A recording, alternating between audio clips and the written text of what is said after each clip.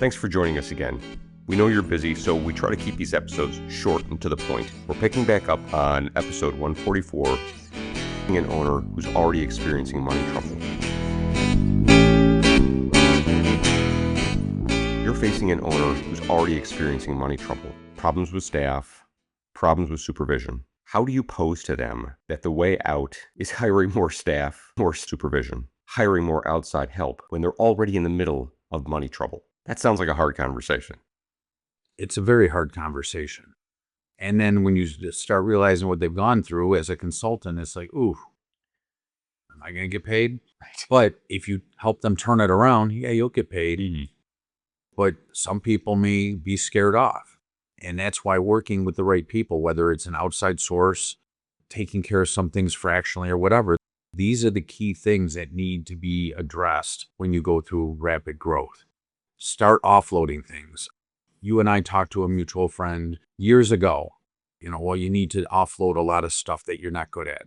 Yes, you have to have the money, but if you are good at what you do, and by meeting with these customers, you're able to sell additional work such as carpets, floors, supplies, materials, window cleaning. Maybe you do landscaping, maybe you do parking lot cleaning, maybe you get into security. You start doing some of those other things too and can upsell your clients. How much is that worth to you? And if it comes out that it's more than paying somebody $300 a month to take care of your books, then you should be out taking care of growing your business and pay that person $300. A lot of people think, oh, it's, the IT portion of their companies too. Oh, I can figure that out. Oh, don't do it. Don't do it. Hire that out. Let somebody else secure your computer system, secure your data, and things like that. Because one breach, one hack in is going to cost you tens of thousands of dollars, and you already don't have money.